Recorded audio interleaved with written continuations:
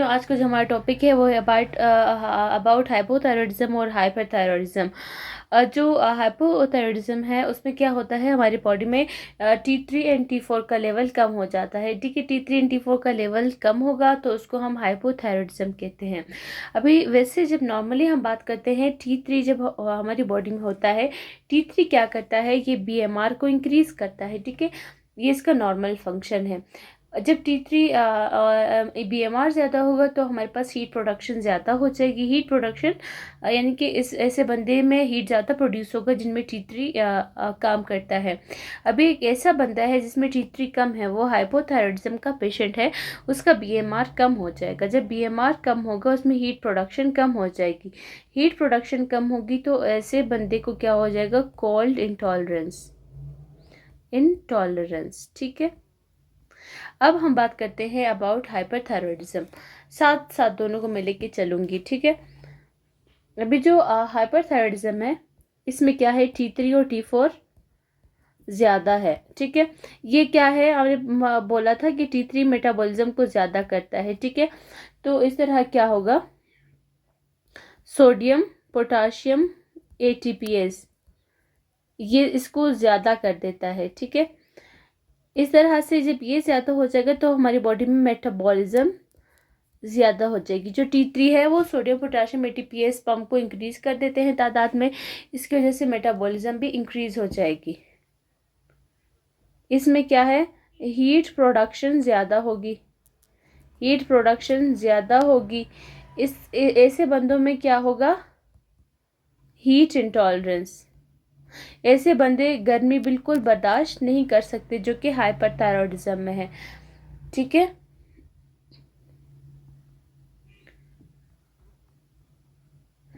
Hyperthyroidism में आपका metabolism ज़्यादा है तो इसमें क्या है, वेट कम हो जाता है। वेट कम हो जाता है। ठीक है, वेट लॉस। और इसमें क्या होगा, कैलोरी जेनेसिस। इसमें मेटाबॉलिज्म ज़्यादा होगा तो कैलोरी जेनेसिस होगी। जो हाइपोथायरॉयडिज्म है इसमें क्या होगा, जो बेसल मेटाबॉलिक रेट है वो कम है। बेसल मेटाबॉलिक रेट कम तो कैलोरी जेनेसिस भी कम। जो हाइपोथायरॉयडिज्म है इसमें क्या होगा, एक हमारे पास इसमें होता है सोडियम कम हो जाता है, हाइपोनेट्रीमिया हो जाएगा। ठीक है,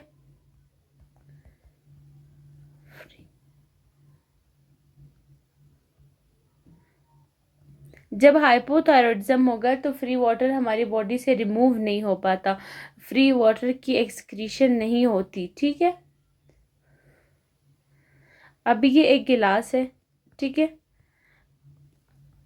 इसमें सोडियम हमने डाला, पानी ऑलरेडी है। ठीक है, इसमें क्या है,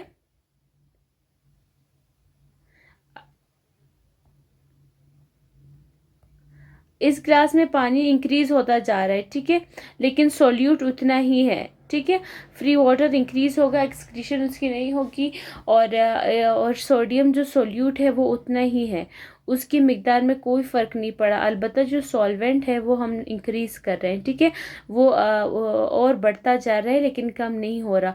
तो इसमें क्या हो जाएगा, सोल्यूट की निस्बत मतलब सॉल्वेंट की निस्बत क्या हो जाएगा, सोल्यूट जो इस केस में सोडियम है वो कम हो जाएगा। ठीक है, तो अगर किसी गिलास में अगर पहले सोडियम अगर हमने डाला, ठीक है, वाटर हाफ ग्लास था। ठीक है, फिर हमने उतना ही ग्लास में अगेन 1 ग्राम ही सोडियम है, यहाँ पे भी 1 ग्राम ही सोडियम है लेकिन वाटर ज़्यादा हो गया। ठीक है, तो इस केस में क्या है, इसका ये डाइल्यूट हो गया तो हम कहेंगे सोडियम कम हो गया है। ठीक है, तो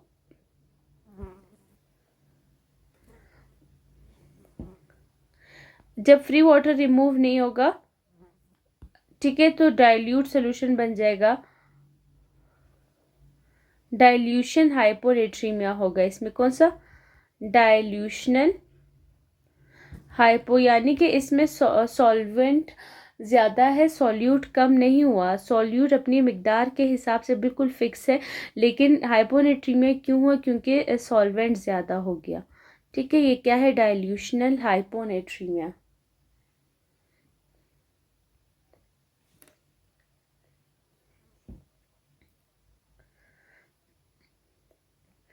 अभी इसमें क्या है, ब्लड क्या है, डाइल्यूट हो गया, उसकी वजह से क्या हुआ, सोडियम क्या हो गया, कम हो गया। ठीक है, इसमें हमारे पास वाटर रिमूव क्यों नहीं होता। एक हाइपोथायराइडिज्म में इसमें स्वेटिंग नहीं होगी, स्वेटिंग नहीं आएगी तो ऑटोमेटिकली, स्वेटिंग जब नहीं होगी वाटर लॉस नहीं होगा तो सॉल्वेंट की मिकदार ज़्यादा, सॉल्वेंट की मिकदार बॉडी में ज़्यादा हो जाएगी, जो इस केस में मैंने बताया वाटर है। ठीक है, इसके अलावा और भी केस जो कॉजेज हो सकते हैं इसके, पहले ये बताया आप लोगों को, ये मेटाबॉलिज्म की समझ आ गई है। उसके बाद हाइपोनेट्रीमिया, इसमें कौन सा होता है, डाइल्यूशनल हाइपोनेट्रीमिया होता है। अभी जो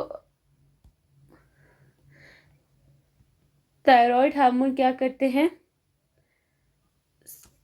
स्किन में क्या है, नॉर्मली जो थायराइड हार्मोन है वो क्या करता है, ब्लड फ्लो को इंक्रीज करता है। अभी जब हाइपोथायराइडिज्म होगी तो हमारे पास क्या होगा, ब्लड फ्लो कम हो जाएगी, ब्लड फ्लो कम हो जाएगी।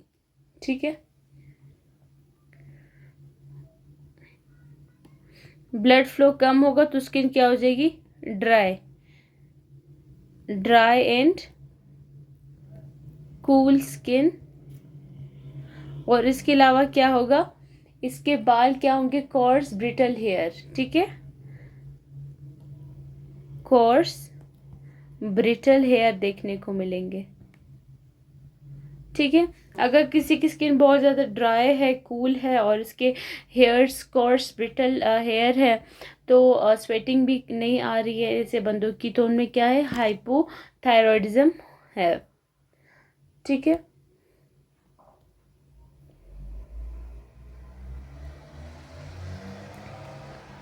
इसमें डिफ्यूज्ड, ऐसे पेशेंट्स में क्या होता है, डिफ्यूज्ड एलोपेशिया, पफी फेस और ब्रिटल नेल्स, ब्रिटल नेल्स। ठीक है, इसके अलावा इसमें क्या होगा, जनरलाइज्ड नॉन पिटिंग एडिमा। अभी ये क्या है, अभी सेल्स है। ठीक है, सेल्स के दरमियान में अल्लाह पाक ने खाली जगह छोड़ी होती है। ठीक है, उस स्पेस को क्या कहते हैं, ये जो खाली जगह मैं आपको बता रही हूँ, ये क्या है, इंटरस्टिशियल स्पेस है। ठीक है, जब हाइपोथायरॉयडिज्म होती है तो ये जो इसके दरमियान एक प्रोटीन आ जाती है, इसके दरमियान एक प्रोटीन आ जाती है, जो खाली स्पेसेस होते हैं, इस तरह से ये प्रोटीन आ जाती है इस खाली जगहों में। ठीक है, ये बहुत इंपॉर्टेंट कंसेप्ट है, ये इंटरस्टिशियल स्पेस है। ठीक है, मैं यहाँ पे इस तरह से लिखती हूँ, ये इंटरस्टिशियल स्पेस है, ये सेल्स हैं। ठीक है, ये सेल्स है, ये क्या है, ये एक प्रोटीन है। ये किस केस में जमा होगी, हाइपोथायरॉयडिज्म के केस में जमा होगी। इस प्रोटीन का नाम क्या है, गेग, ग्लाइकोज एमिनो ग्लाइकेन्स। ठीक है, अब ये इसको क्या है, पानी बहुत पसंद है, ये है, इसको वाटर बहुत अट्रैक्ट है, बहुत पसंद करता है। ठीक है, ये क्या है, ऑस्मोटिक एजेंट है, ऑस्मोटिक एजेंट। ये क्या करेगा, जब इंटरस्टिशियल स्पेस में पड़ा होगा, ये वाटर को अपनी तरफ अट्रैक्ट करेगा। ठीक है, ये सारे के सारे वाटर को अपनी तरफ अट्रैक्ट करेगा। जब भी वाटर इंटरस्टिशियल स्पेस में आ जाए उसको हम क्या कहेंगे, एडिमा। अभी फिर नॉन पिटिंग का क्या मतलब है, नॉन पिटिंग यानी कि स्वेलिंग होगी इसमें, लेकिन नॉन पिटिंग का क्या मतलब है, जब इस एडिमा को, जो स्वेलिंग है, आप उसको अपने फिंगर से प्रेस करेंगे। ठीक है, आप उसको प्रेस करते हैं, अगर नीचे की तरफ वो प्रेस नहीं होता, यानी कि आफ्टर टच ये नीचे की तरफ नहीं जाता, ठीक है, तो ये नॉन पिटिंग। अगर ये अंदर की तरफ जाएगा, ठीक है, प्रेस करने पर अगर स्वेलिंग अंदर की तरफ जाएगी तो वो पिटिंग एडिमा होगा, पिटिंग एडिमा। लेकिन प्रेस करने पर वो सेम ही रहेगा, ठीक है। आपने अपने फिंगर से इसको प्रेस किया, ठीक है, तो अगर ये वैसे ही रहा तो इसको हम क्या कहते हैं, नॉन पिटिंग एडिमा। तो आपने ये याद रखना है कि जो हाइपोथायरॉयडिज्म होगा उसमें क्या होता है, नॉन पिटिंग एडिमा। इसमें इंटरस्टिशियल स्पेस के अंदर एक प्रोटीन जमा हो जाती है जिसको ग्लाइकोजेमिनोग्लाइकेंस कहते हैं। ये ऑस्मोटिक एजेंट है जो ऑटो को अपनी तरफ अट्रैक्ट करेगा और इसकी वजह से एडिमा कॉज हो जाएगा।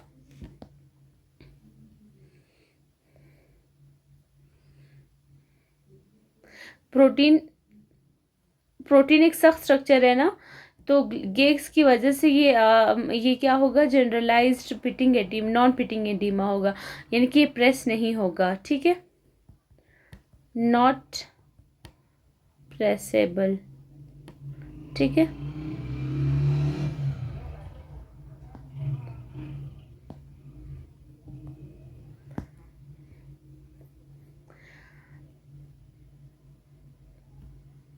इसमें डिप्रेशन नहीं बनेगी, डिप्रेशन आफ्टर प्रेसिंग, हम जब प्रेस करेंगे तो डिप्रेशन नहीं बनेगी। अभी जब हाइपरथायरॉयडिज्म में उसका बताती हूँ। T3 क्या करेगा, ब्लड फ्लो को ज़्यादा करेगा, जो स्किन होगी मॉइस्ट होगी, वार्म होगी। हाइपरथायरॉयडिज्म जो है वो क्या करवाता है, ऑन्कोलाइसिस, यानी कि nail separate from nail bed. Nail अपने नेल बेड से सेपरेट हो गया, नेल बेड से सेपरेट हो गया, ठीक है। अभी कोई आपसे पूछे most common cause of hyperthyroidism क्या है, ग्रेव्स डिजीज। लेकिन अगर आपसे पूछा जाए most common cause of hypothyroidism, most common cause of hypothyroidism में से क्या है, होशिमोटो थायराइडाइटिस।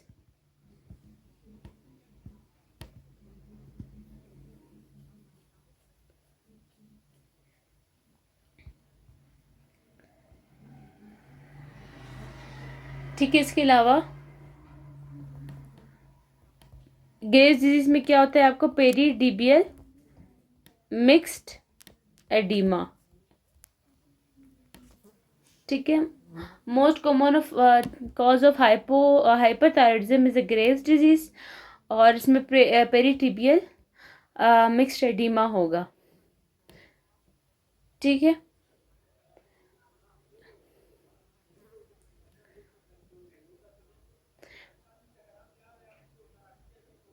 पेरी ओके, एक मिनट,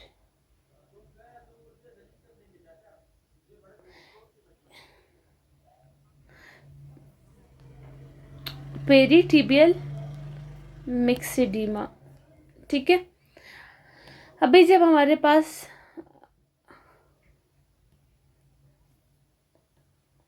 अभी इसमें ऑक्यूलर का मैं बताती हूँ, इसमें पेरी ऑर्बिटल जो होता है एडिमा होता है, ठीक है। अभी जो एक ऑक्यूलर मसल्स में क्या है, एक मिनट, ये अगेन ये यहाँ से थोड़ा सा वो हो गया, ये हाइपोथायरॉयडिज्म का मैं बता रही हूँ, ठीक है।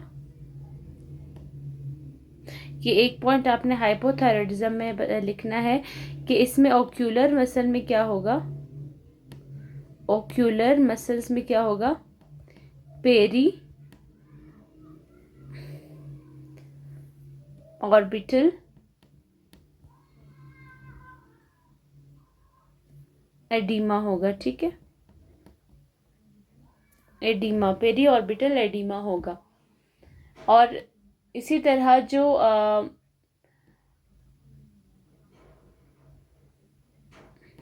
हम हाइपरथायरॉयडिज्म की बात करेंगे, ठीक है, उसमें भी क्या होगा, पेरी ऑर्बिटल एडिमा प्लस एक्सोफ्थैल्मस।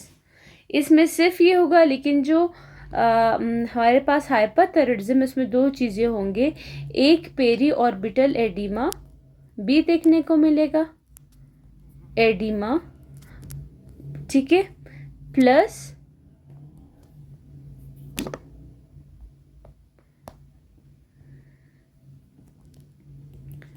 एक्सोफ्थेल्मस, ठीक है, एक्सोफ्थेल्मस प्लस पेरिट्यूब्युलर एडिमा, दोनों किसमें, इसको क्या कहते हैं, ऑफ्थेल्मोपैथी कहते हैं। इसको दोनों को क्या कहते हैं, ऑफ्थेल्मोपैथी, ठीक है। एक्सोफ्थेल्मस क्या होता है, exophthalmos outward bulging of eyes, outward bulging of eyes, ठीक है। अभी आप क्या करते हैं, हर 2-3 सेकंड के बाद ब्लिंक करते हैं, ठीक है। ये आईलिड जो होता है उसको कौन सा मेजरली जो होता है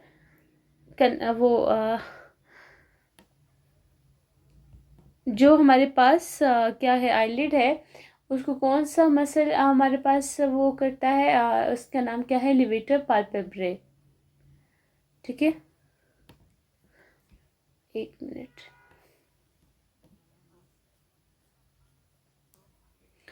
तो आईलिड को कौन सा मसल कंट्रोल करता है, लिवेटर पाल्पेब्रे, ठीक है। इसकी सप्लाई क्या होती है, सिंपैथेटिक सप्लाई। अभी क्या होता है, हाइपरथायरॉयडिज्म में क्यों इस तरह से होता है, क्योंकि जो सिंपैथेटिक सप्लाई है ना, जो T3 और T4 होता है वो सिंपैथेटिक सप्लाई को इंक्रीज कर देता है, ठीक है। T3 ज़्यादा होगा तो सिंपैथेटिक स्टिमुलेशन ज़्यादा हो जाएगी, ठीक है। तो ये जब ज़्यादा हो जाएगा तो ये मसल क्या है, कॉन्ट्रैक्टेड रहेगा, लेवेटर पाल्पेब्री कॉन्ट्रैक्टेड स्टेट में रहेगा, कॉन्ट्रैक्टेड स्टेट में रहेगा, ठीक है। ये कॉन्ट्रैक्ट अगर रहता है, ये आईलिड है, आईलिड को ऊपर की तरफ खींच के रखेगा, आईलिड को ऊपर की तरफ खींच के रखेगा, इसको क्या कहते हैं, लेट लेग करेगा। बुक में इस तरह से इसको लिखा हुआ है कि आंख आपकी ओपन रहेगी, आंख के ऊपर ये जो पर्दा है ये ऊपर की तरफ रहेगी, तो ये आंख जो है ये खुली रहेगी।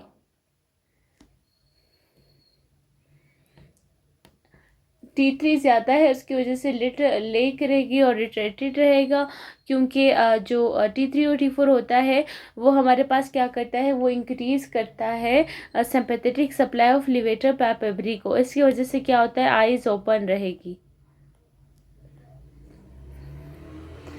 अभी आपने GI के हिसाब से देखना है।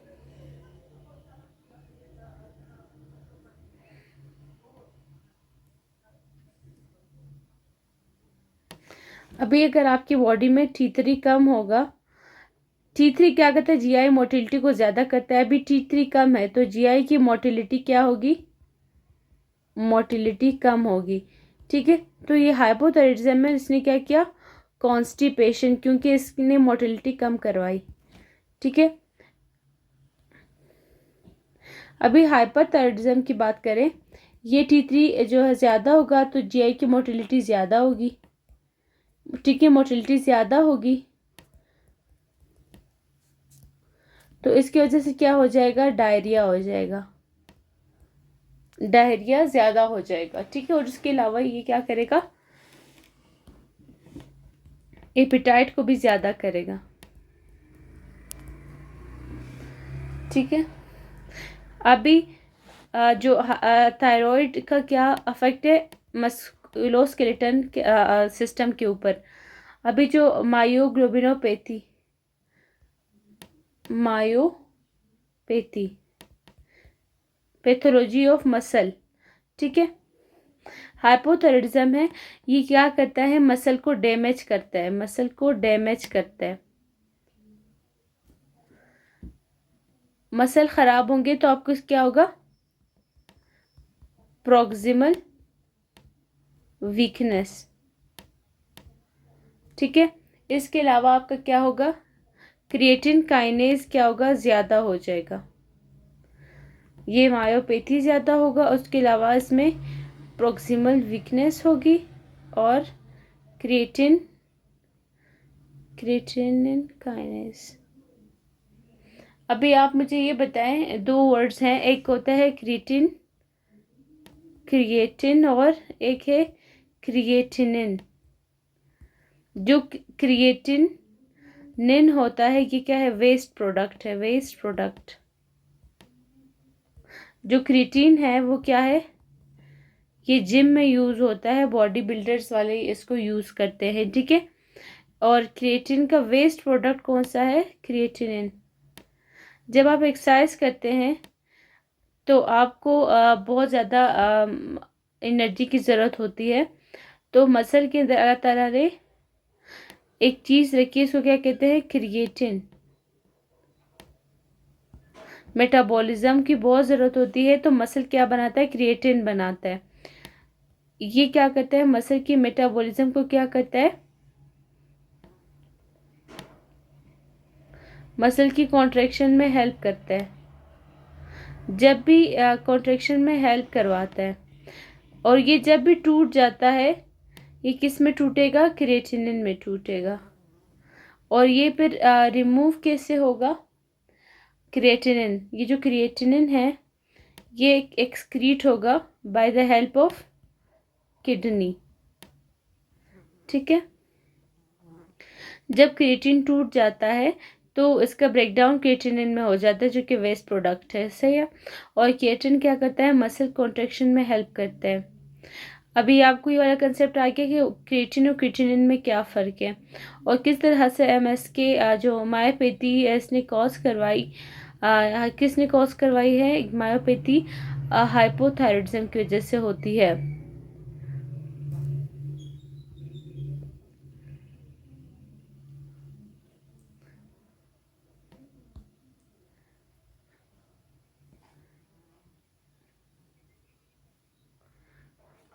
मसल के अंदर कुछ एंजाइम्स होते हैं, उसको क्या कहते हैं, क्रिएटिनिन काइनेज।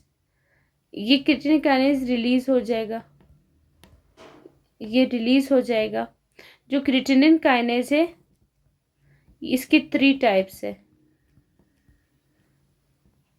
CKMB, ठीक है, क्रिएटिनिन काइनेज BB और क्रिएटिनिन काइनेज MM। ये होता हर मसल के अंदर है, CKMB। जिस मसल के अंदर उसकी अमाउंट ज़्यादा होती है,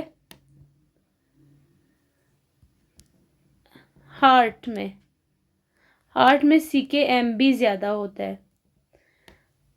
जब हार्ट अटैक होता है तो हम कौन सा मार्कर चेक करते हैं, CKMB,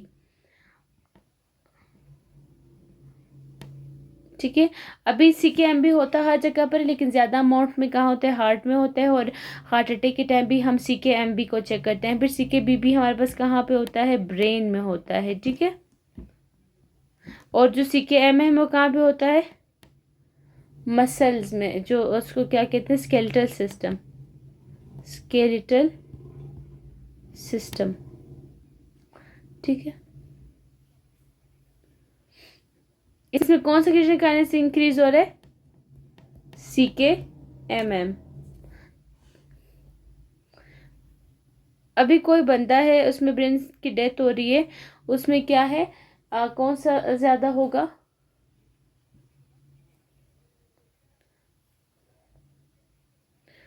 किसी के ब्रेन की सेल की डेथ होगी तो कौन सा रिलीज होगा, CKBB। और कोई पेशेंट उसको हार्ट अटैक आ रहा हो तो हो गया हो तो उसमें हम कौन सा क्रिएटिनिन काइनेज चेक करेंगे, MB चेक करेंगे, ठीक है। ये आपको आना चाहिए। हाइपोथायरॉयडिज्म एक और चीज़ कॉज करवाता है, जिसे कल हम लोगों ने गिग्नेटिज्म और सॉरी एक्रोमेगैली में पढ़ा। क्या था?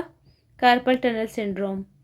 Carpal tunnel syndrome.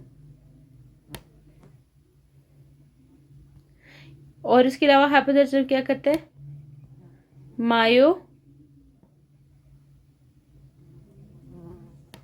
मायो एडिमा, मसल की स्वेलिंग कॉज करता है। इस मसल पे अगर हम हैमर के साथ टैप करेंगे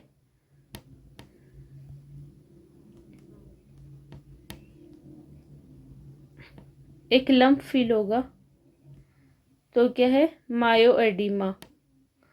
ठीक है। अगर हम अब बात करें हाइपरथायरॉयडिज्म की,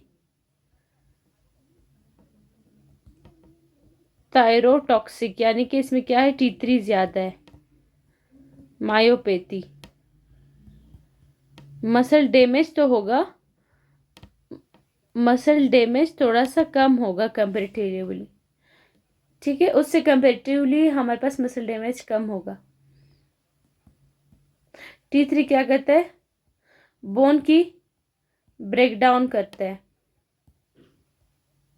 अभी क्या T3 बहुत ज्यादा है, तो इसने बोन की ब्रेकडाउन की और पेशेंट को क्या हो गया? ऑस्टियोपोरोसिस।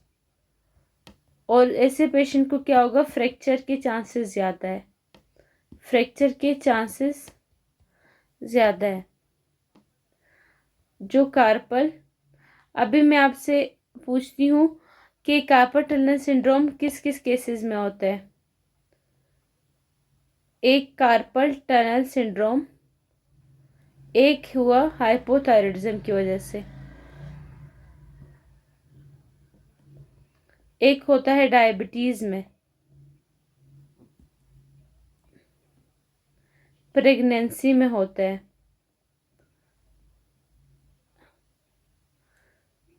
इसके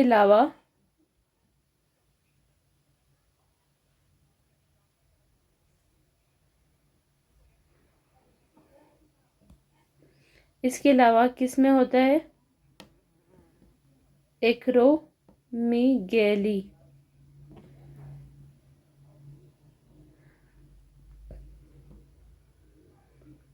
ये कुछ पॉइंट्स आपने याद रखे, ये सारी की सारी क्या कॉज करवाता है? Carpal tunnel syndrome.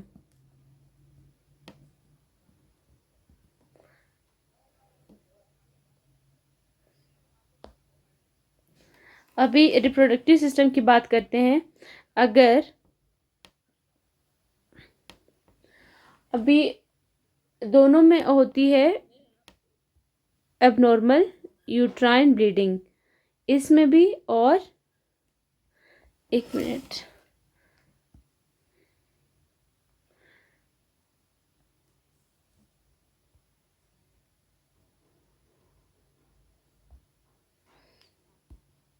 क्यों इसकी लाइन नहीं बन रही? ठीक है, इसमें भी एबनॉर्मल यूट्राइन ब्लीडिंग होगी और हाइपरथायरॉयडिज्म में भी एबनॉर्मल यूट्राइन ब्लीडिंग होगी। ठीक है।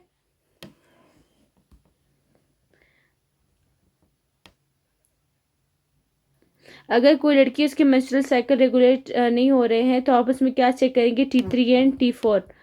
ठीक है, आप उसमें चेक करेंगे क्योंकि दोनों में क्या होता है? एब्नॉर्मल यूट्राइन ब्लीडिंग होगी। इसके अलावा दोनों में क्या होती है? इनफर्टिलिटी भी हो सकती है। हाइपो और हाइपर दोनों क्या करते हैं? लिबिडो को कम करते हैं। ये भी ठीक है।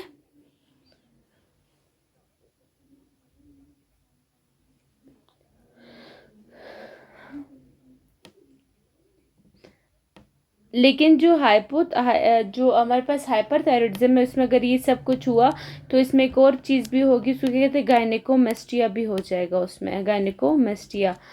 ठीक है, ये तो हो गई रिप्रोडक्टिव सिस्टम की बात। अब आती है साइकेट्रिक सिस्टम में। न्यूरो साइकेट्रिक सिस्टम में क्या फ़र्क पड़ता है दोनों पे?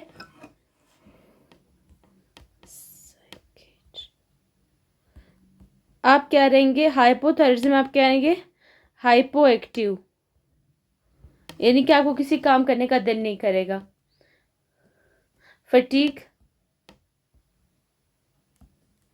रिफ्लेक्सेस क्या है, कम हो जाएंगे। फटीग ज़्यादा होगी, हाइपो एक्टिव होगे, रिफ्लेक्सेस कम होंगी। इसमें फिर क्या है, इसमें उल्टा है, हाइपर एक्टिव, हाइपर एक्टिव हो गए आप, एंग्जाइटी और इंसोम्निया होगा, फाइन ट्रिमर्स होंगे, ठीक है। और रिफ्लेक्सेस इसमें क्या होगा, रिफ्लेक्सेस इसमें बहुत ज़्यादा होगी। अभी आपकी एक ड्रग आती है लीवोथायरॉक्सिन। लीवोथायरॉक्सिन क्या है, T4 का एनालॉग है।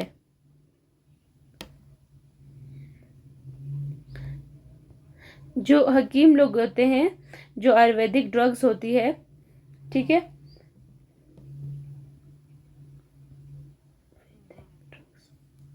उसमें क्या होता है, लीवोथायरॉक्सिन डाले होते हैं। फिर हकीम लोग कहते हैं ये खाओगे आपका वजन कम हो जाएगा। ये क्या करता है, मेटाबॉलिज्म को तेज करता है, मेटाबॉलिज्म फास्ट हो जाएगी, ठीक है। अभी हमें तो पता है कि लीवोथायरॉक्सिन वेट तो कम करेगा, लेकिन साथ में आप देखिए इतने सारे इसके ये देखें, ये सारे इसके क्या है, एडवर्स इफेक्ट है। तो हमें पता है कि सिर्फ वज़न कम करना नहीं होता, असल इसके साइड इफ़ेक्ट्स को भी देखना होता है। तो ऐसी ड्रग्स नहीं लेनी चाहिए जो आयुर्वेदिक ड्रग्स मिलती हैं। ये हर्बल ड्रग्स नहीं लेनी चाहिए इस तरह की। अभी हम बात करते हैं CVS की। CVS, ठीक है,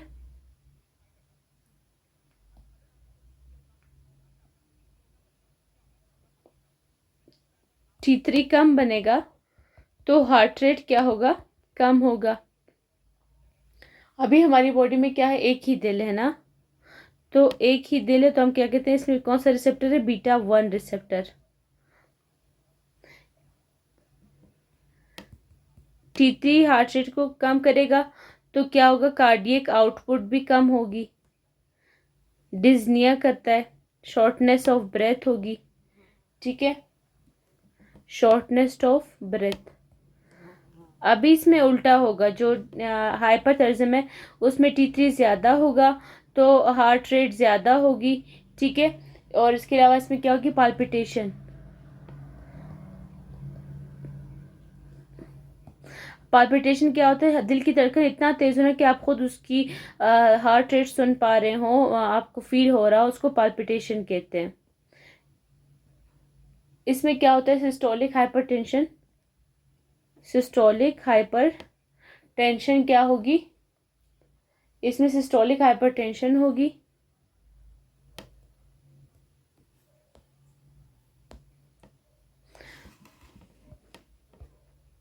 ये ज़्यादा हो जाएगा, ठीक है, हाइपरटेंशन है, ठीक है। ये क्यों होती है, due to increase effect of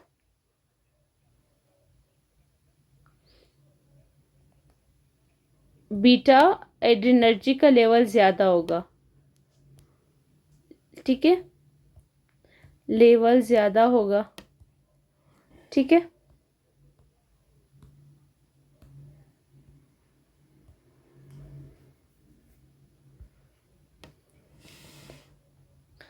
उसके बाद आपकी बुक में दो चीज़ें लिखी हुई है, सर को यहाँ पे लिखती हूँ मैं, ये यही हाइपरटेंशन में आएगा, ये हाइपरथायराइडिज्म में। ये क्या है, इसमें एक बात लिखी है, सार्को लीमल एटीपीएस, ठीक है। सार्कोलीमल एटीपीएस क्या है, जो सेल मेम्ब्रेन होगी किसकी, ऑफ मसल, ठीक है। ये क्या है, सेल मेम्ब्रेन ऑफ मसल, ठीक है।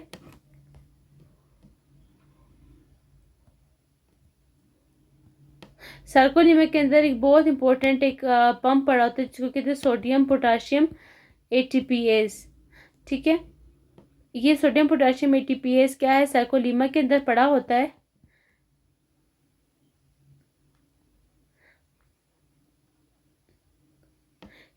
ये इसको ज़्यादा करेगा, मेटाबॉलिज्म ज़्यादा होगा, ठीक है।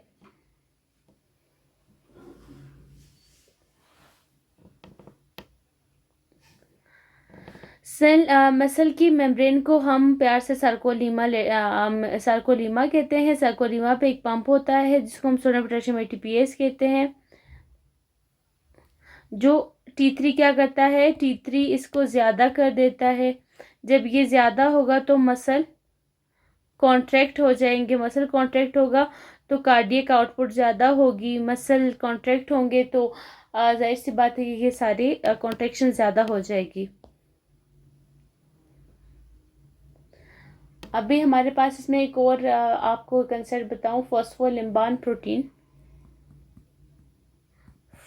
फॉस्फोलिम्बान ये हम CVS के अंदर डिटेल से पढ़ेंगे। ये क्या करती है, कैल्शियम लेवल को कंट्रोल करती है। कहाँ पे, कार्डियक मसल्स में।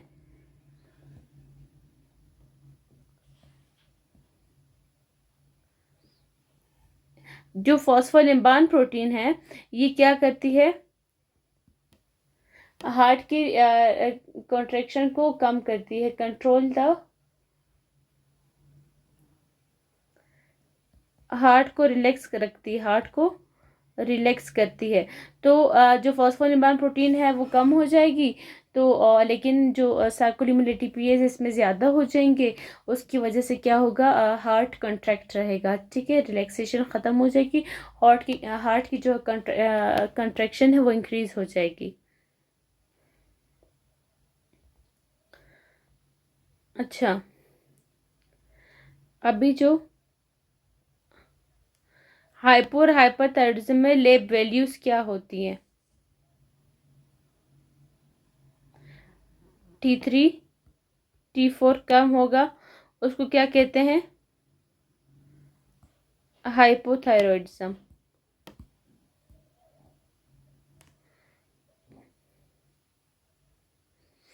अभी देखें T3 T4 तो कम है, लेकिन जो नेगेटिव फीडबैक की वजह से क्या होगा, बॉडी ने फील किया T3 और T4 कम है, तो नेगेटिव फीडबैक की वजह से थायराइड स्टिमुलेटिंग हार्मोन क्या हो गया, ज़्यादा हो गया। जब भी हाइपोथायरॉयडिज्म होगी तो TSH ज़्यादा देखने को मिलेगा और T3 और T4 कम देखने को मिलेगा, ठीक है। लैब्स इसमें TSH ज़्यादा होगा।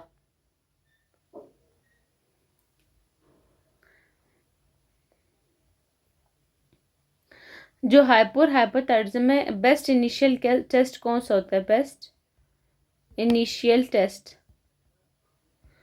Measurement of thyroid disease.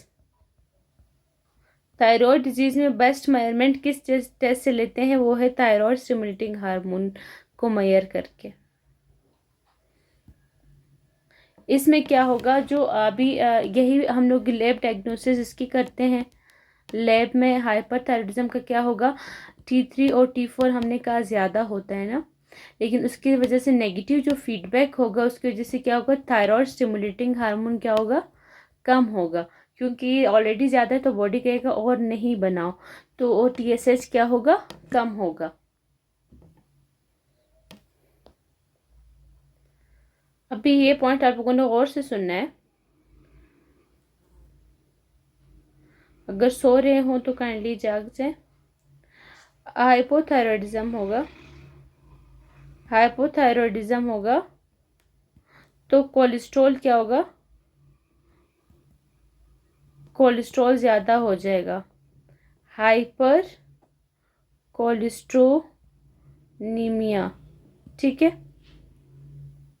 अभी हमारी बॉडी में दो तरह की फैट्स होती हैं, ज़्यादा होती है लेकिन आपको आसानी के लिए बता रही हूँ। एक हमारा क्या होता है, अच्छा फैट है वो हाई है, हाई डेंसिटी लिपोप्रोटीन, और जो बुरा होता है वो लो डेंसिटी लिपोप्रोटीन होता है। अभी जो गंदा प्रोटीन है, गंदा जो लिपिड होता है, ये लिवर है, ठीक है, लिवर। अब ये लिवर में जब भी एलडीएल ने टूटना होता है ना, तो ये एलडीएल पे जो एलडीएल का रिसेप्टर है वो किस पे होता है, लिवर पे होता है, ठीक है। ये लिवर पे क्या है, ये एलडीएल का रिसेप्टर होता है, ये लिवर है, ठीक है। इसको लिख देती हूँ, लिवर, ठीक है। एलडीएल को जब भी टूटना होता है, इसकी ब्रेकडाउन करनी होती है, ये अपने रिसेप्टर के पास आता है, ठीक है, जो कि लिवर पे होता है। जब भी एलडीएल टूटेगा, ठीक है, ये इस पे अटैच हो जाएगा, इसकी ब्रेकडाउन हो जाती है, तो एलडीएल की क्या होगी, ब्रेकडाउन।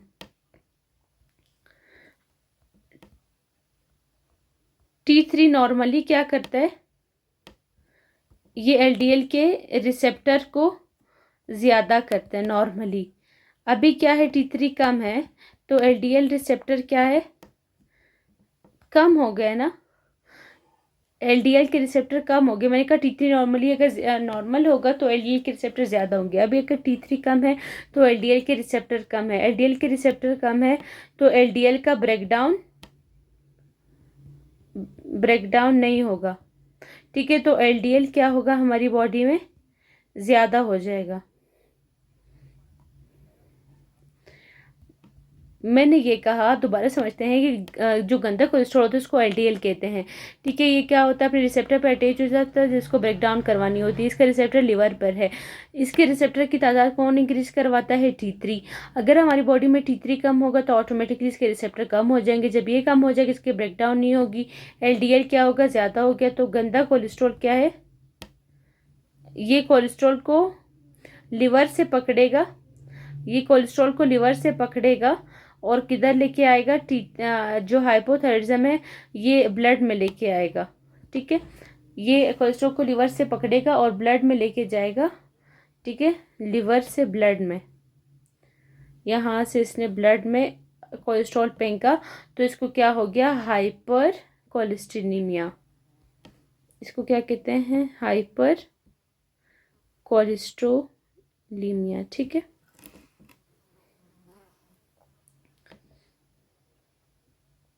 लेकिन जो इसमें है, इसमें क्या होगा, हाइपोकोलेस्टेरोलेमिया होगा, इसका उल्टा होगा, हाइपोकोलेस्टेरोलेमिया।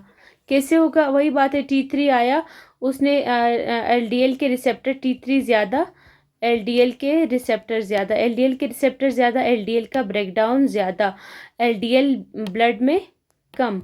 एलडीएल जब ब्लड में कम तो इसको क्या कहते हैं, हाइपोकोलेस्टेरोलेमिया, ठीक है। टोटल कोलेस्ट्रॉल कम हो गया, टोटल कोलेस्ट्रॉल कम हो गया, ठीक है। बस ये चीज़ें आप लोगों ने इसमें देख लेनी है, बाकी इसमें कुछ भी नहीं है। मैंने आप लोगों को सारे पॉइंट्स कवर करवाए कि किस तरह से ये एलडीएल मतलब T3 ने किस तरह से ये करवाया, जो एलडीएल को किस तरह से ज़्यादा करवाया, किस तरह से कम करवाया, इसकी बताई मैंने आप लोगों को। साइकेट्रिक इसके वो बताए, अफेक्ट्स बताए, हार्ट रेट सीवीएस पे इसके क्या अफेक्ट हो सकते हैं, और इसके अलावा रिप्रोडक्टिव सिस्टम में इसके क्या अफेक्ट हो सकते हैं।